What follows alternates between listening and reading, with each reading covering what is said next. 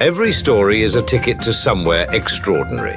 No need to pack a bag, just settle in and let the words transport you. Now boarding, an insight to an author's mind. This is the Story Station.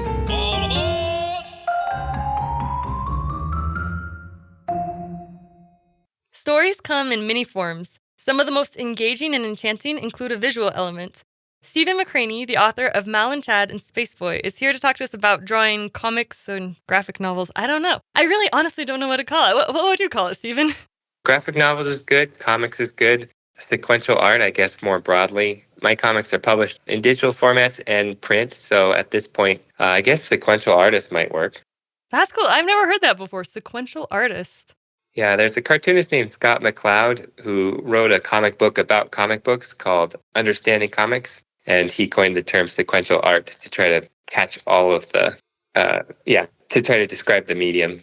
That's something that really interested me because I've had a lot of writers on the show who, they sit down to write their book and then they just write it start to finish. So when you're writing and releasing parts of your story in a sequence, I don't know, what do you have to say about that process? What's it like creating and releasing your work in segments?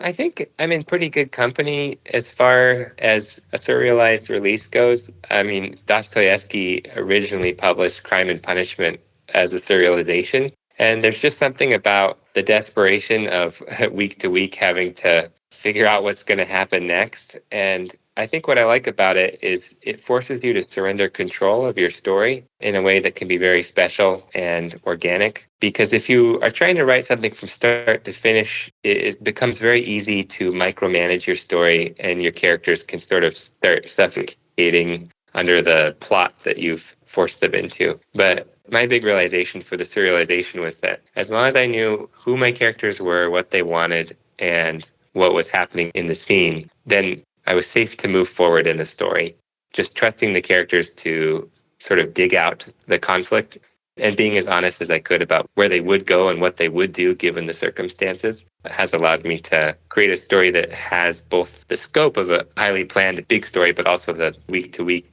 sort of vignette style storytelling. I don't know, it's hard to describe, but I would recommend it if only for people to be freed from that sort of over control of their characters. I think Les Mis too, by Victor Hugo, that was also released in serial form, which kind of makes me think, because that one's kind of long. So I wonder, when I read it, I was like, would this be easier to read if it came out in little pieces instead of, a huge book? Anyway, I was going to ask, does a story ever take a turn that surprises you? Yeah, absolutely. The way I think about it is kind of like how you plan your week. When you get to the beginning of your week and you write a big plan out, and then you start living your week, like it never goes according to plan. But somehow having the plan is actually really helpful in spite of the fact that life happens and things happen and, kids will get in the way or whatever. If you still have written the plan, you will know what is important in any given moment. And it actually helps you adapt to circumstances easier if you know where you're trying to get to go as opposed to not having a plan. And so the same thing with outlining your story. If you outline your story, then you go and consult with your characters and you start writing and you discover that they need to go a direction that you hadn't anticipated. Having the outline is still useful for knowing what's valuable in any given scene, even if you are sort of discovering new things as you go. And so it's kind of like the best of both worlds. It is both planning and... Have you ever played D&D? Yeah, a little bit. A role-playing game? So I think the funnest campaigns are the ones where the game master is like, allowing you to do the things that you want to do. The ones that aren't very fun are where they're sort of railroading you along a preset story path that they have in mind. And so that's kind of how I treat each episode, is like a weekly session where I show up with my scene that I've prepared and then I ask my characters what they want to do and then try to be as honest about that as possible, even if that means I have to throw away a lot of material that I prepared. Wow, that was a great analogy. I really like how you said that. One of the things that I really loved about Spaceboy is the characters are so compelling and interesting. So do you have any tips for how to create and develop characters that really resonate with your readers? I think the first thing is figuring out what your character wants in any given moment. And not just your main characters, but every single character that they interact with. That, to me, is like at the center of what it takes to create the illusion of life, so to speak. I don't know what that means exactly from a life sense that humans seem to be defined by their desire. But it is a really, as far as story goes, knowing what the character wants is kind of the way to make them readable or legible to the audience. And I think specifically, like if you know what they would be willing to bleed for or die for, then you're basically getting at what the character values the most. And as the audience watches them encounter obstacles, seeing how much that character is willing to sacrifice for what they want is what story is. It's that character overcoming those obstacles and finally maybe not reaching the thing that they wanted, but finally reaching the thing that they need. I think that's the key to sort of unlocking your characters. Okay, yeah, knowing clearly in your head what they want and what they are willing to sacrifice and risk. How would you recommend being able to show that? Well, I guess I kind of answered that, huh? Because it's through their actions, right? Yeah, and when you have two characters that want the same thing, suddenly you've created a protagonist-antagonist relationship. And, out of that can come your villains and your heroes. I think the key to creating a good villain-hero pair is that they both need and want the same thing, and only one of them can have it. That's when two characters have conflict against each other. But they don't have to necessarily be heroes and villains. It can just be ordinary people. In a romance, obviously, desire plays the central role. And if you have a love triangle, then it's like, who's going to get what they want? Out of the three people, who is going to end up together and who is going to be alone? That's compelling to us as humans, and that's the reason we read stories, is to try to understand how we can get what we want and what is important in life. What is something that is so worthwhile to pursue that it would be worth dying for? Is a reason that we read stories, is to find out those types of things. It's a way that humans communicate morality and value, is through these stories. That's really deep. All right, I'm going to back up a little bit here, because we've been talking a lot about your writing and different aspects of creating characters and things. But what inspired you to write comics in the first place? That's a good question. I've been writing comics since before I knew how to write. So I would actually draw pictures and my mom would fill in the speech bubbles for me according to like how I wanted each one to go. So it's almost like my first written language. So in that sense, it I don't know if I was particularly, I think it was fun. Or there was someone at my church who I really looked up to. He was bored during sermons, so he would draw comics. And I thought he was super cool. So maybe I wanted to be his friend or something like that. But I think as I've grown up, now that I'm working professionally, my goal as a creator is to create comics that nourish. I think that there are really useful and helpful ideas and concepts that comics specifically can make into something that's very approachable and understandable and has clarity and legibility. There's a huge sort of gift that I can give people by making something that is maybe painful and hard to describe by bringing it out into the light, so to speak, by making it clear and really talking about how to navigate through the pain or past the pain or around the pain to get to where they want to go. That's, I think, what I'm inspired to do as far as creating my work goes, is to create comics that nourish.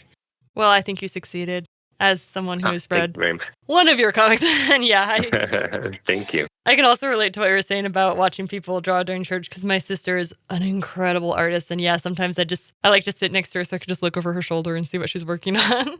Right. Drawing, I think, definitely can help people focus sometimes, listening and just having something to do with your hands while you listen. Yeah, I think drawing is like a different way of thinking. It's interesting. There's some different types of thinking that you can employ to solve problems. And sometimes the only way to figure out something is to draw a picture of it. So as a writer, for all those writers out there listening to the show, sometimes you might have a scene and it's really helpful to create a visual representation of that scene, just physically in your workspace, whether it's like a simple map. Tolkien began his story with a map. He just made a big map and then he's like, I wonder what happened in this world. And it went from there. Or it could be pictures of your characters that you can draw, things like that. If you're wanting to proceed with your writing, sometimes actually the best way to do that is with drawing, because it's just a different form of thinking. With that, I don't know. One thing that really impressed me about Spaceboy was not just the artwork, because the artwork's incredible. Like, it was kind of funny because I thought, I can read this really fast because there's less words on the page, but actually I think it takes me longer to read because I'm just looking at the pictures because they're so, they're so detailed and so stunning. But then the words too are also, it seems like every word is meaningful and not just thrown on there, but really well thought out. So how do you find using both words and images and kind of balancing those to share your story and idea? I think much in the same way I was talking about, like an author might benefit from studying art or painting. There is just a lot of value to be had in this multidisciplinary, cross-disciplinary studies. And so for me, as far as when to use art or when to use pictures or when to use words, for me, studying cinematography was a large part of the development of my style. I went to a community college. I thought about going to an art college, but it just didn't make sense there would be no job waiting for me at the end of art college, and then I'd be severely in debt. And so I decided to go to a community college, which was much more affordable, but they don't have any cartooning classes there. And I was like, well, what if every class I took, I asked how I could draw comics with what I'm learning here? And so if I was in a sculpture class, I would be like, how can I use this for making comics? And if I was in a painting class or a drawing class or a screenwriting class or an English class or whatever it may be, I was just constantly asking, like, how can I use this for my work? And yeah, one of the most valuable things I found for finding that balance of pictures and words was studying cinematography. That whole visual language is there in film, and it translates super well to comics. So I think that's part of the equation. I also would really recommend, if you're a young author or artist, to start out with a lot of teeny tiny projects. So for me, I did comic strips in my school newspaper. That's how my book series, Mal and Chad, got started, was as a comic strip for my school newspaper. And there was a semester where I did 5 strips a week. And it was a lot, but it also forced me to figure out how to tell the most interesting story I could with only 4 panels. And that lended me sort of the brevity that I needed to have efficient scenes. And like you said, to get to those lines and phrases and to dialogue where every single word feels like it has something behind it. Yeah, so that would be how I would approach that. That's really cool. So it sounds like being very intentional about your practicing and experiences and really just adding them all to this mental repertoire maybe. Yeah, I think it's about tools. It's about how many tools are in your toolbox. So if you want to have that sort of economy of storytelling or economy of art or line or whatever it may be, knowing when to use what tool is sort of that key for efficiency. Like, there are times in a novel when it really pays to switch to that Hemingway-like, staccato, short sentences way of talking. Or there are times in the same novel where it's a very important thing, like if you want to draw out a moment to maybe spend some time, massaging the details of the room or whatever location they're in order to sort of draw out the suspense. And I think that in that way, you can be very compact in what you're doing if you know when to use what tool. Tell me a little bit more about your creating process. Do you outline your stories first, or do you just kind of draw them and write them at the same time? Yeah, it is an outlining process. It's very similar to that approach that I was telling you about with being the game master or the DM, where I prepare the scenario and then I sit down to actually write the scene and really think deeply about what the characters would actually do in that scene, given what I've presented them with. And then I have to go back and adjust my outline according to what they've done. So I'm constantly trying to predict what they'll do and see what they'll do. And then once I find what they actually do, I need to adjust my plans. And so it's a feedback loop, or it's like a discussion between sort of an external objective perspective of the story and an internal sort of subjective perspective of the story. I guess another way to put that would be, it's kind of like I go back and I talk to the author of the story, who's sort of the god of the story, and then I return inside the world and go and talk to the characters who are the living creatures that the author has created. And I try to find a way to preserve the free will of the characters and also see that the will of the god of the story is accomplished, where there's a sort of a mystery there, a mystery of free will that I'm trying to preserve as I write. And for me, that's been the most fruitful approach. I don't know if you've ever heard the term. There's authors who are architects versus gardeners, or seat of the pants writers versus outliners. I think that the best writing is both. I think that the best writing is one where the character, it feels like the author doesn't have anything planned. And as you read it, it feels like the characters are just running around pursuing everything that they want and making all kinds of mistakes. And then at the end, they have a breakthrough and you realize that it was all supposed to be that way the whole time. Like there was no part of the story was wasted, and that even though it felt like it was going in 1,000 different places, it was supposed to be that way, or else you would never have arrived at this special revelation. Yeah, it's hard to describe. Does that make sense? Yeah, that's fascinating. I've never really heard it described quite that way before. And I think I see that a lot in Spaceboy because, like we were talking about earlier with it being released in segments, each new part that I read still felt very, like it wasn't a waste, like it contributed to the story like you were talking about. We've been talking a lot about Spaceboy, but would you like to give a little teaser, for people who haven't read it? Yeah.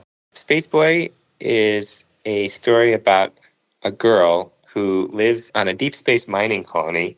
She's really interesting because she can see what she describes as people's flavors. She can kind of read, almost like she has a certain type of synesthesia where she can see sort of who someone is. She can kind of taste their unique personality and see who they are just by catching a glimpse of them. Her dad is involved in a mining accident and has to take the blame for it. And he's fired and her whole family is sent back to Earth. But the tricky thing is it's a 30-year journey to Earth. So they're all put into cryogenic sleep, and she wakes up in a different Earth on a different planet, and all of the friends that she made back in the mining colony have grown up without her.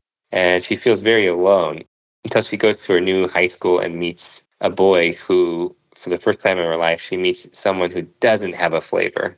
And she gets involved in this boy's life and tries to solve the mystery of who he is and where he came from. So we're about to listen to a scene that was put on by some fans who dubbed my comic and made sort of a fan dub, which you can watch on YouTube if you'd like to, for those listeners out there who want a visual to go with it. But we thought that this would make, since comics is a visual medium and radio is a auditory medium, we thought that this would actually be really nice because they did a lot of nice folio work and music and all that kind of stuff. So we're going to listen to a scene here where Amy's going to go to lunch with her friends, including David, who's kind of a jock character who's currently dating Cassie. You might be able to hear some of their voices. And then Amy gets introduced to all of their friends at a lunch table. And it's a very simple scene where Amy makes some of her first friends after arriving on Earth. So let's jump into it. Amy? The lunch line's over here. Oh, I'm not getting a lunch. You go ahead. Are you sure? Yeah, I don't have any money. I'll buy you a meal. My treat. Oh, you don't have to do that. You on a diet or something? No, I actually did bring lunch today, but someone stepped on it.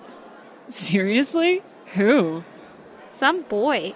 He had white hair, was kind of tall.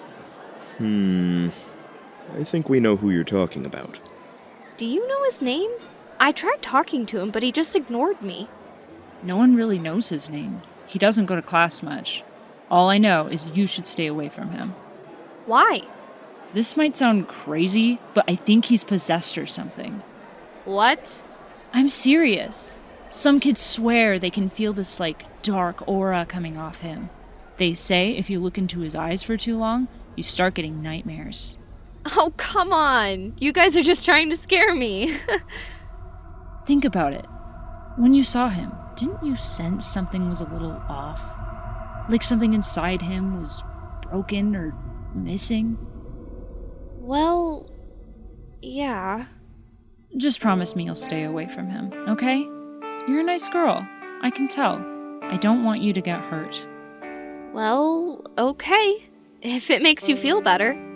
Good. Now are you gonna let us buy you lunch or what?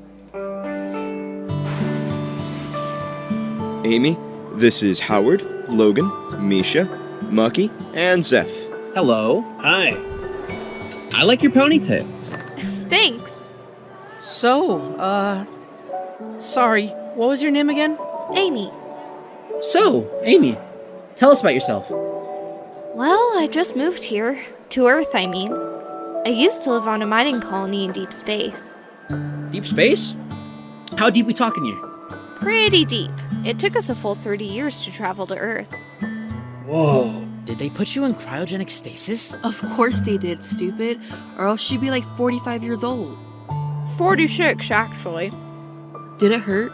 Like, when they froze you? Not really. Not that I can remember. I can't imagine being asleep for that long. Oh, stasis isn't the same as sleep.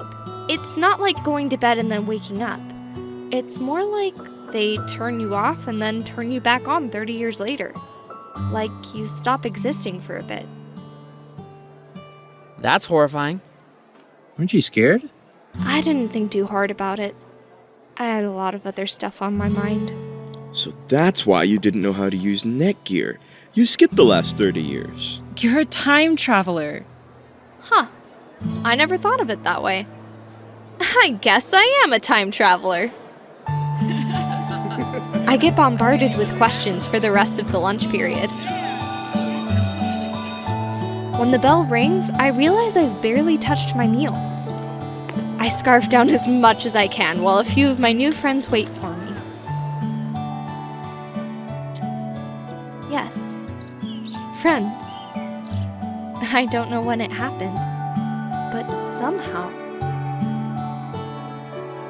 I made some friends. That was super cool. I love how they added the music and stuff, because then you have the visual and the audio and just everything. That's super cool. Right. It's kind of amazing to see what they did with it. There's this young fan who reached out during the pandemic to ask if she could make the fan dub. And I was like, sure, go for it. I mean, that's fine. That sounds fun.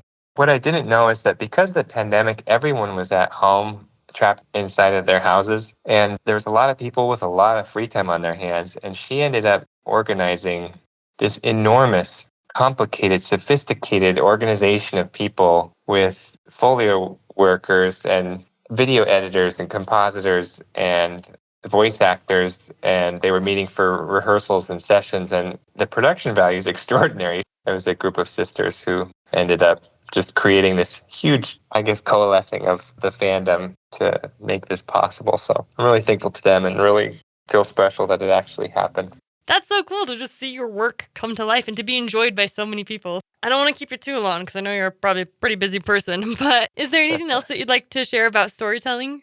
I would say, I guess to finish up, one other key I think in order to make writing a sustainable thing for you is I think that writing shines best when you are using it to not necessarily broadcast an answer, but explore a question in an honest way. I think that's when it can really resonate with people. There is good uses for if you've had a life experience and you really want to share what you've learned. I think that's really important. But there's also, I see in Hollywood and in other places, examples where people are sort of using story as a means of propaganda or to sort of bluntly hit their audiences over the head with some sort of pre-canned message. But I think if you're trying to figure out what you want to write, try to write a story that could literally change your life. Look at the questions that you are struggling with right now, the questions that you don't have answers to, and write that into your stories and explore those questions and honestly look for the answers. In that way, your stories can become sort of a medium of thought for other people who are struggling with the same things. And who knows, at the end of the story, you actually may come to a conclusion about things that have happened to you or things that you're scared might happen to you that really could have an amazing impact on your life. So yeah, bringing your suffering and bring your doubts to your writing table and your desk and, work through it with your characters, work through it with your audience. I think there's a lot of fruit to be had there for people who are ready to bravely approach the things that are hard in life. So yeah, you got this, you writers. Thank you for traveling with us. Next stop, your work of art. Poetry, fiction, creative non-fiction, you name it. Email us at storystation@riverbendmediagroup.com. Submission guidelines are not shy. They can be found in the podcast description. The Story Station, hosted by Emma, is a production of Riverbend Media Group.